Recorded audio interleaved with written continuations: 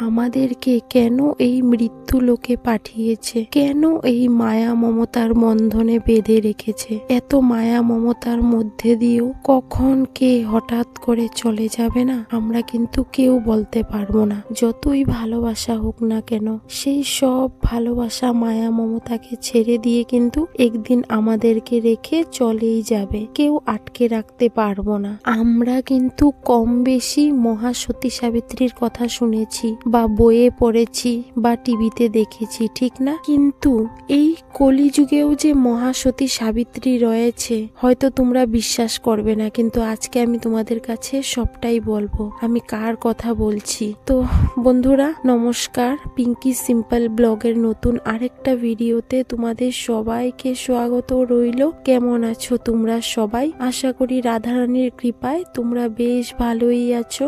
আমিও ভালো আছি, কিন্তু মন মেজাজটা খুব বেশি একটা ভালো নেই গো। কয়দিন ধরে তো ব্লগও দেওয়া হচ্ছে না, তোমরা তো নিশ্চয়ই দেখেছো। তো মনটা ভালো নেই। আর যারা যারা আমার শর্ট ভিডিওটা দেখেছো তোমরা হয়তো নিশ্চয়ই দেখেছো যে আমাদের দাদু ভাই আমাদেরকে চিরদিনের জন্য ছেড়ে চলে গেল। এদিকে ডুগ্গু সোনারও পরীক্ষা শেষ হয়ে গেছে, তো ভাবলাম যে এবার আর ডিফু যাব না, এবার আমি আমার কাকাদের বাড়িতে গিয়ে বেড়াবো। তো যেমন ভাবলাম তেমনই করলাম, চলে গেলাম আমি আমার ঠাকুমার বাড়িতে, মানে আমার 2 নম্বর বাপের বাড়িতে।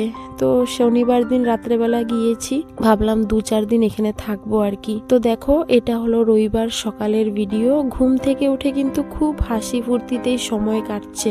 আর শনিবার দিন রাত্রেবেলাও কিন্তু আমি দাদুভাইকে দেখতে গিয়েছিলাম। দাদুভাই মোটামুটি সেই আর কি বিছনাতেই ছিল, যেমন আছে আজকে 2 বছর ধরে। তো দাদুভাইকেও দেখে আসলাম, ভালোই আছে আর কি, কিন্তু ভাবিনি যে এমনটা হয়ে যাবে। সকালবেলা ওই যে ঘুম থেকে উঠে চাটা খেয়ে ঠাকুমার সঙ্গে একটু লেগে পড়লাম। আমি বললাম, ঠাকুমা তোমাদের বাড়িতে তো অনেক লাউ শাক হয়েছে, আজকে আমি লাউ শাক খাবো সিম দিয়ে আর কি। ঠাম্মাদের বাড়িতে প্রচুর সিমও হয়েছে, যেমন লাউ হয়েছে এমন লাউয়ের ডুগাও হয়েছে, এমন সিমও হয়েছে।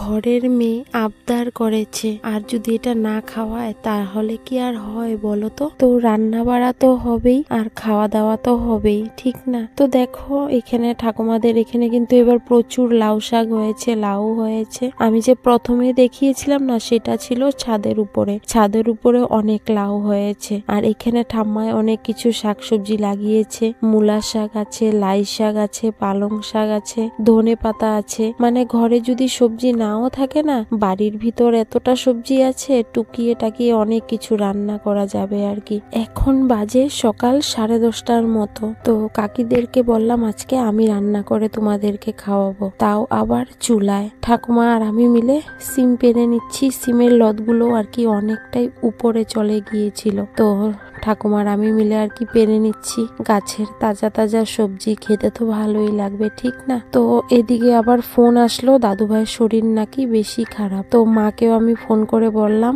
যে মা, দাদুভাইয়ের শরীরটা খুব বেশি একটা ভালো না, তুমি যদি পারো আসো একটু দেখা করে যাও। কারণ আমি যখন রাত্রেবেলা দিদাদের বাড়িতে গিয়েছিলাম না, তখন দাদুভাই আর কি আমাকে বলছিল যে তোর মাকে বল না একটু আসতে, তোর মাকে দেখতে ইচ্ছে করছে। তো এখন যখন দিদিমায় ফোন করে বললো দাদুভাইয়ের শরীরটা ভালো নেই, তাই আমি আর কি মাকে বললাম যে মা জলদি চলে আসো, কারণ দিদায় দাদুর মায়া ত্যাগ করে দিয়েছে রাত্রেবেলা। হয়তো দাদু আমাদের মধ্যে আর বেশি সময় থাকবে না। এখন হয়তো তোমরাও ভাবছো যে আমি এই কথাটা কি বললাম, তাই না বন্ধুরা? তো হ্যাঁ বন্ধুরা, আমরা সবাই তো মহাসতী সাবিত্রীর কথা শুনেছি, ঠিক না? কিন্তু এই কলিযুগে যদি সাবিত্রীকে দেখতে হয় না, তাহলে আমার দিদাকে দেখো তোমরা। আমরা কিন্তু এই পৃথিবীতে কাউকে বেঁধে রাখতে পারবো না, কিন্তু আমার দিদায় আমার দাদুকে ভালোবাসায় বেঁধে রেখে দিয়েছে।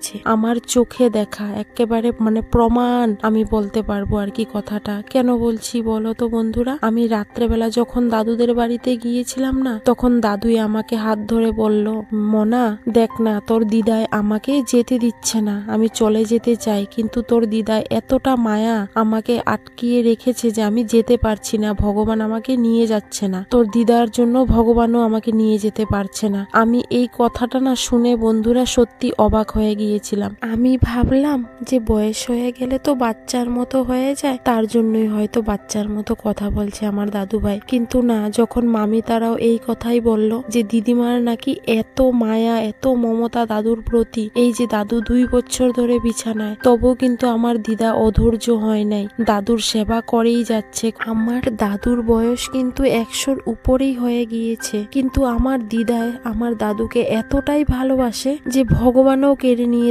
যেতে পারছে না আর কি। তার জন্যই তো আমি আমার দিদাকে সাবিত্রীর সঙ্গে তুলনা করলাম, কারণ আমার দিদাও কিন্তু সাবিত্রীর চেয়ে কম না, কারণ ভগবানও দাদুকে কেড়ে নিয়ে যেতে পারছে না দিদার থেকে, কারণ দিদার এত মায়া মমতা, এত ভক্তি শ্রদ্ধা দাদুর প্রতি, এত সেবা করেছে যে ভগবানও সন্তুষ্ট হয়ে বলেছে তুই যখন বলবি তখনই নিয়ে যাব। তো ঠিক রাত্রেবেলা কিন্তু দিদাই যখন দাদু প্রচুর কষ্ট করেছে না, তখন ঠাকুরের কাছে প্রার্থনা করে বলেছে তুমি নিয়ে যাও ভগবান, কারণ আমার স্বামী অনেক কষ্ট করছে।